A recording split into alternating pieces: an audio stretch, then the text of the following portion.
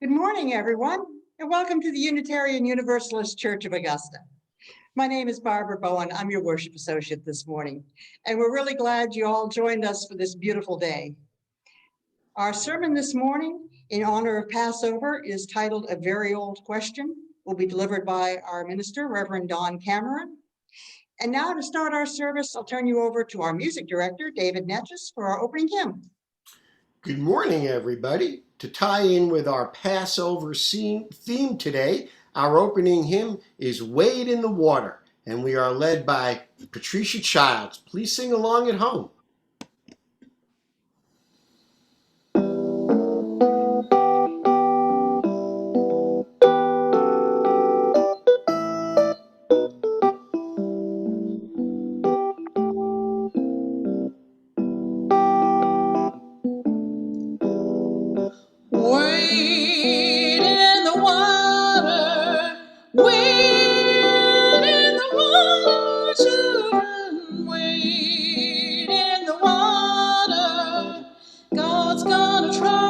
The water, see that band all dressed in white.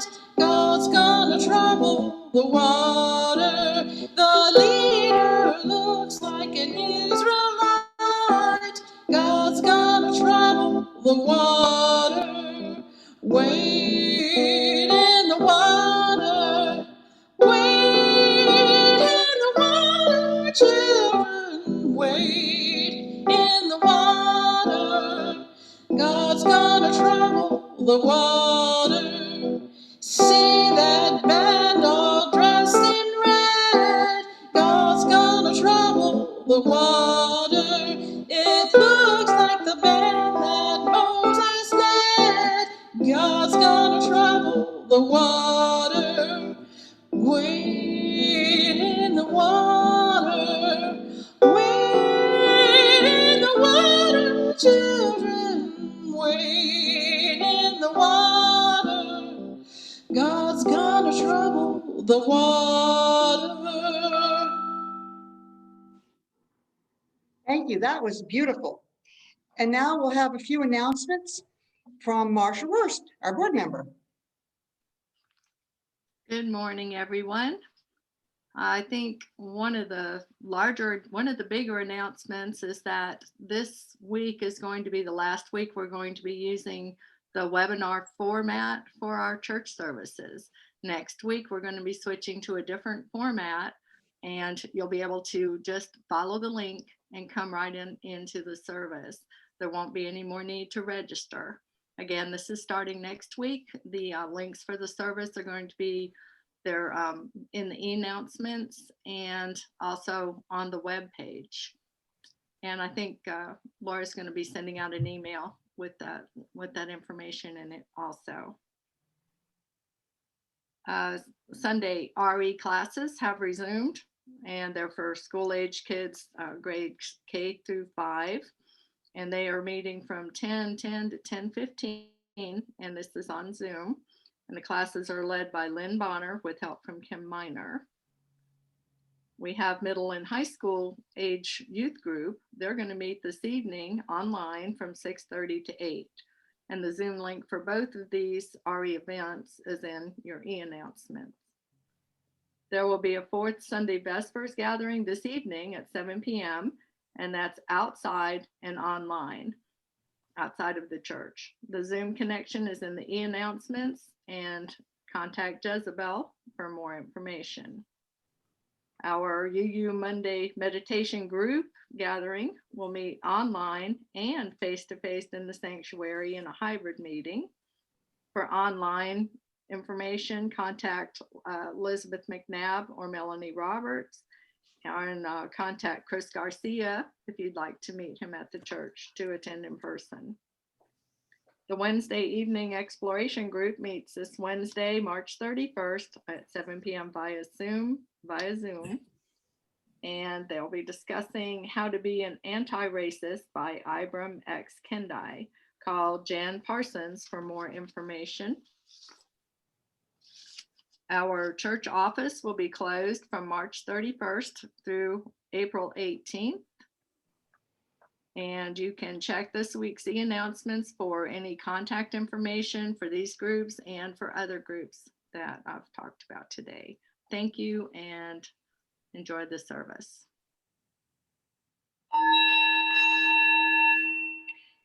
Our chalice lighting this morning is from the Passover Haggadah.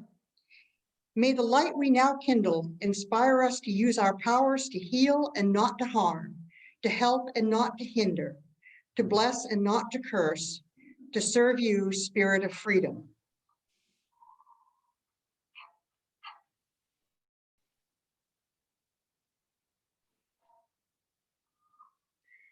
And now the joys and sorrows of our community for this week will be received by a member of our pastoral care team, Marika Bhattacharya. Hello. Now is the time in our service when we are all invited to share the joys and sorrows that are shaping our lives. As I read, And we drop a stone for all of those joys and concerns. So it's spring, as we can all tell by the color of our cars. Yeah. It's that time of reawakening, of emerging from our dens into light and warmth again. Never have we been more ready to burst out of our cocoons than we are this spring. That's all anyone can think about, opening up. You know, when are the restaurants, the theaters, the churches, all the gathering places going to be open again? How soon can we get out and get back to normal? So much pressure, it's like a dam about to burst, pushing us to hurry up and open now. Let it be now. But like when an early season warm spell persuades the peach trees to open their buds in February, forcing something to open too soon can ruin the whole orchard.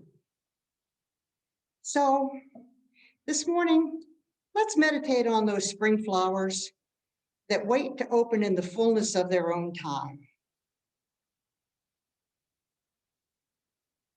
let us trust and have faith that if we are patient, we too can bloom together once again.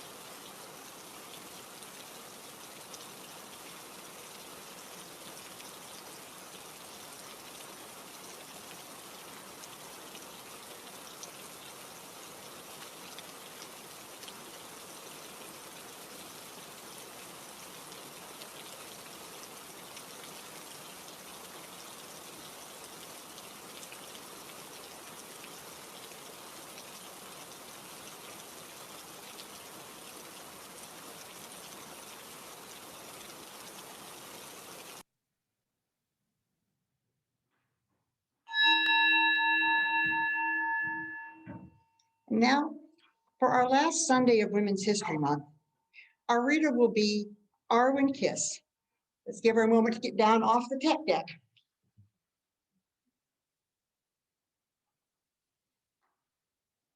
Hello, it's been a while since I've actually come up to read something. I'm reading You Foolish Men by Sor Juana Inés de la Cruz, a poet from 1600s, a while back, honestly, but it's surprisingly fitting to the modern day for women.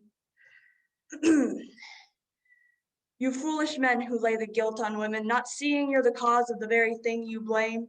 If you invite their disdain with measureless desire, why wish they well behave if you incite to ill? You fight their stubbornness, then waitily you say it was their lightness when it was your guile.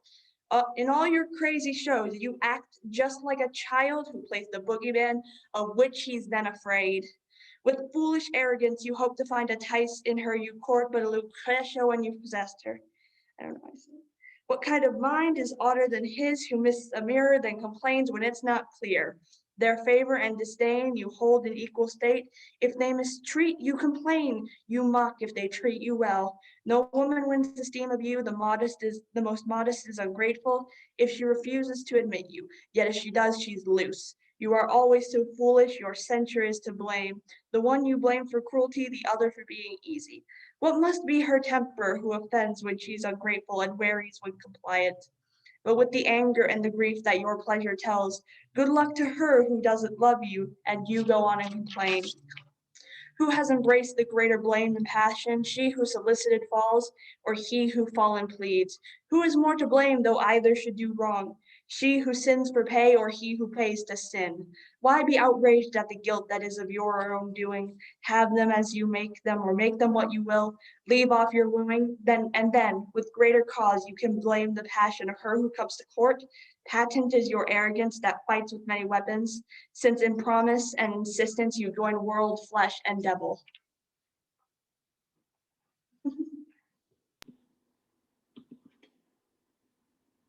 Thank you, Arwen.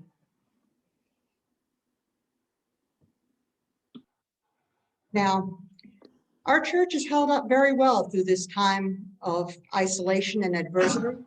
thanks to the generosity of our members. However, we are going to have to depend even more upon that generosity as this time comes now when we begin to reopen and re-engage with each other and with the larger community. We will need that help in order to build back better, as President Biden has said. So if you would like to contribute now, you can do so at the address that will be on the screen and in the chat. And as always, your gifts will be received with gratitude and our blessings.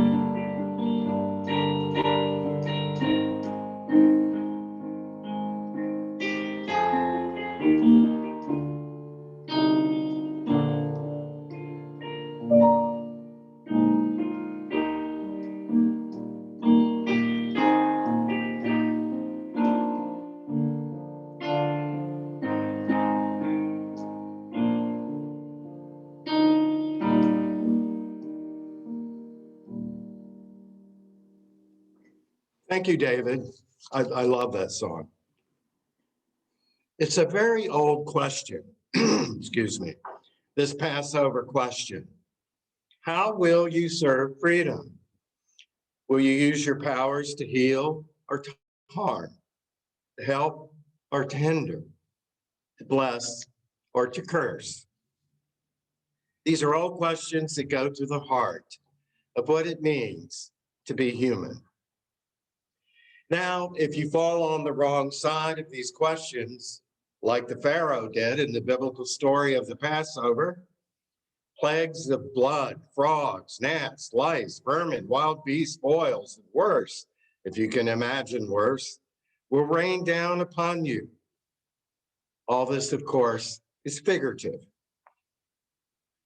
But the story does dramatize the inherent worth and dignity of every person, the sanctity of life, held in the balance of our own free will, to love or to fear, to oppress or to be just. There's one more thing. Not every kind of slavery is one people oppressing another. There are many ways you can oppress yourself and thus rob yourself of your own freedom. The last and worst plague in the Passover story is the death of the eldest child of each family. The story goes that when that fearful time came, the Jews marked their homes and prayed they would be spared.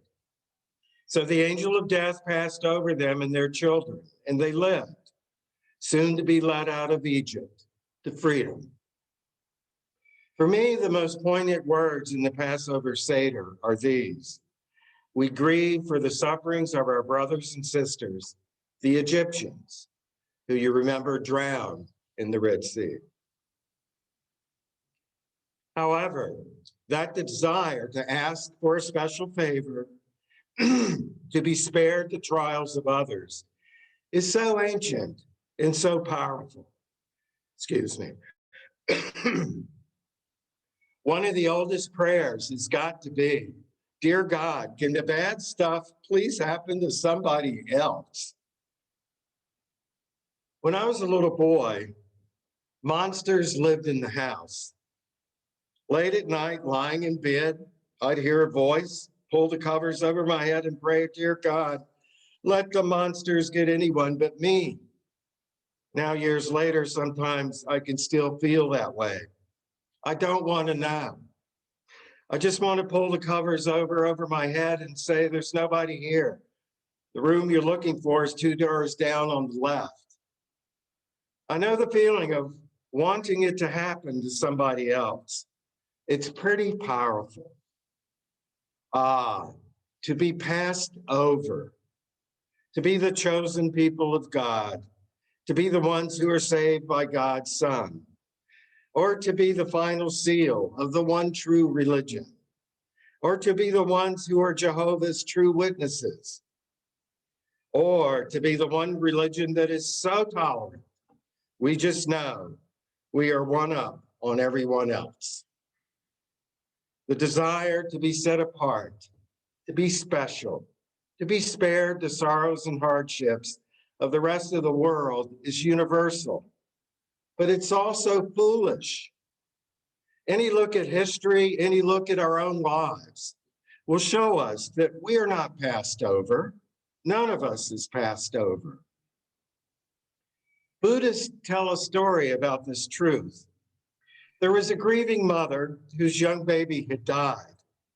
Overcome with anger and sorrow, she went to the Buddha and said, if you're so wise and powerful, bring back my baby. And the Buddha said to her, I will do that if you bring me something from a household that has suffered no pain. Well, of course, she searched for many years, and all the households have been visited by pain. None were passed over. But I was telling the story of Passover, and I haven't even come to the best part. The rest of the story goes like this. The Jews were set free. They left behind their old lives and their old ways. They set out in the dark, taking only their determination to be free. They encountered many hardships and wandered for 40 years in the desert. Their lives were changed forever, changed because they had chosen to go.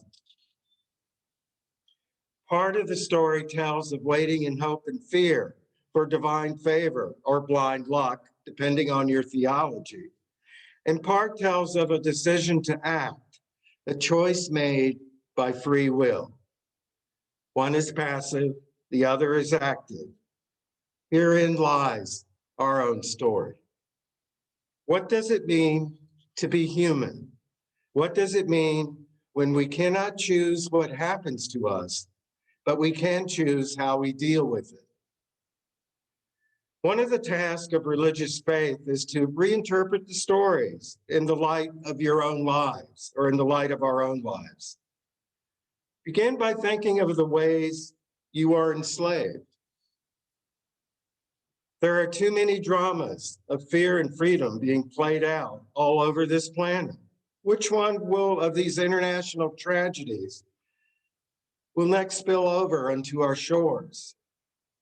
And there's the last 4 years that we Americans have endured. COVID-19, scary politics, an insurrection at the Capitol.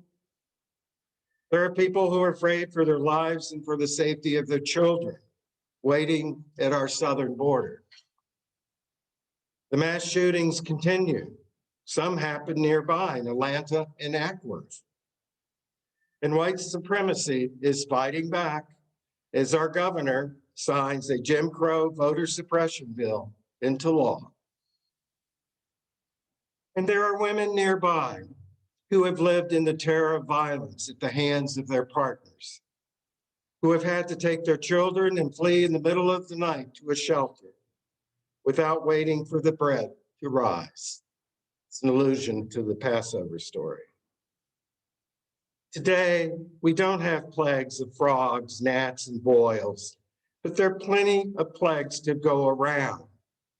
COVID-19, other diseases, hunger, poverty, and their worst companions of apathy, despair, and hopelessness. In the face of all this, we can give up and dive under the covers, wishing, hoping, praying to be passed over.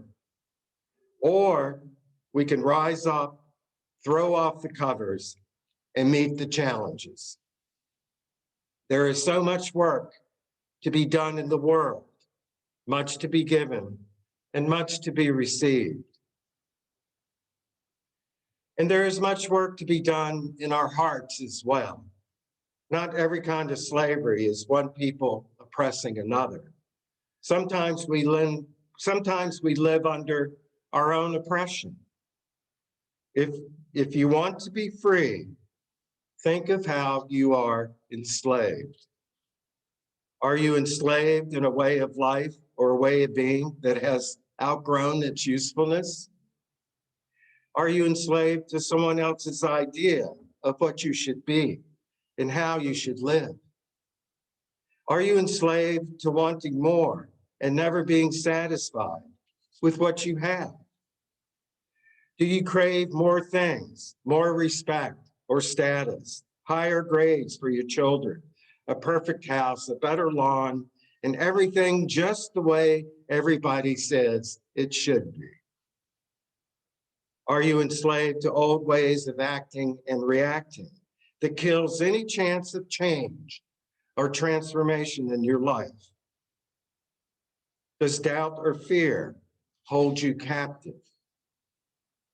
If you could, wouldn't you leave in the middle of the night and choose freedom over slavery? If you understand what slavery is, or could be for you, it's easier to decide how to escape from it. For me, one form of slavery is which hampers my soul and makes me afraid. That which tempts me into complacency and cowardice and tries to stop me from choosing the braver, fuller path. That fear is crazy because I know what I want and I know what I believe. But like the rest of you, I am human.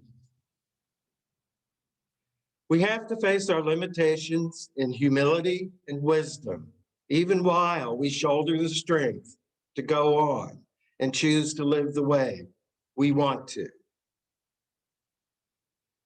Now, we cannot heal the pain of the whole world. Sometimes we cannot even see the pain of those closest to us. We cannot do it all, and we cannot be it all. But in the midst of it all, we have the freedom to choose to act rightly, with integrity and with courage, no matter what the situation. I am thinking about Passover, but mostly I'm thinking about all of you. I'm thinking about some of your stories of hope and despair. Holocaust survivor Henry Newman wrote, "Hope means to keep humming in the dark." Hope also means to choose how you will live. Hope means to bring out the festal bread, to break the bread in memory of what was lost and suffered, and to recommit ourselves that it never happens again.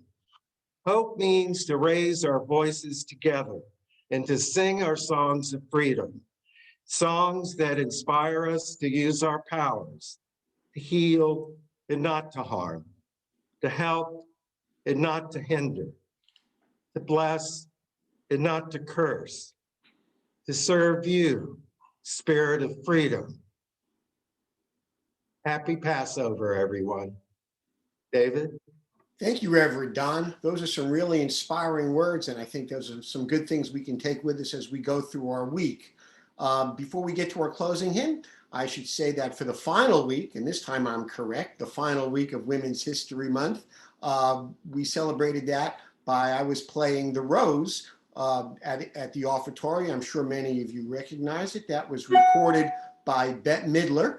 And she didn't write any songs, but every song she sang, she made her own.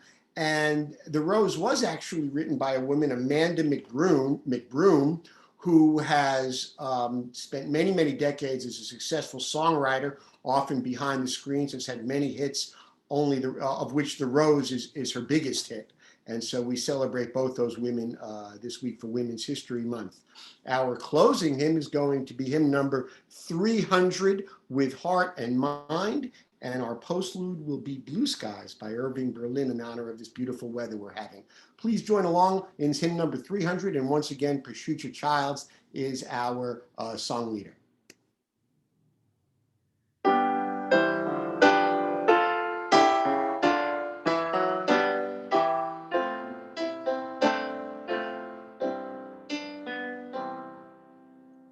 With heart and mind and voice and hand, may we this time and place transcend, to make our purpose understood. A mortal search for mortal good, a firm commitment to the goal of justice, freedom, peace for all. A mind that's free to seek the truth, a mind that's free in age and youth, to choose a path no threat impedes, where mortal light of conscience leads. Our martyrs died so we could be a church where every mind is free. Our closing words are from a colleague and friend, Lisa Friedman. We touch the floor to remember that whatever we bring, our best self is holy ground. We reach for the sky to remember that we are a part of a mystery much bigger than ourselves. We hold hands to remember that we need one another and are part of one human family. We join voices to remember that we each have a gift to offer the world and to use in making the world a better place.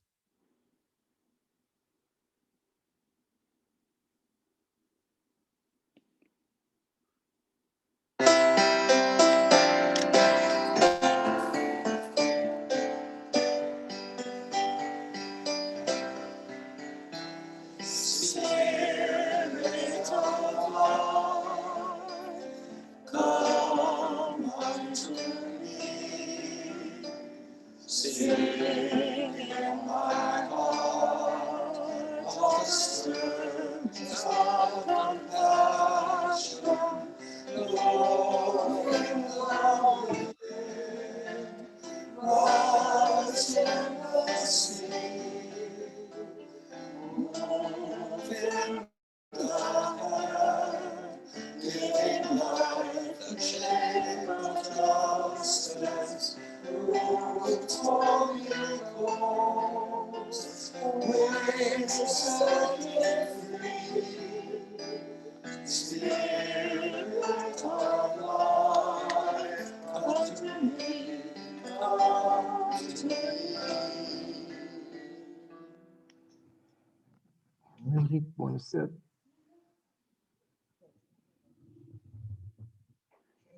Up, I think.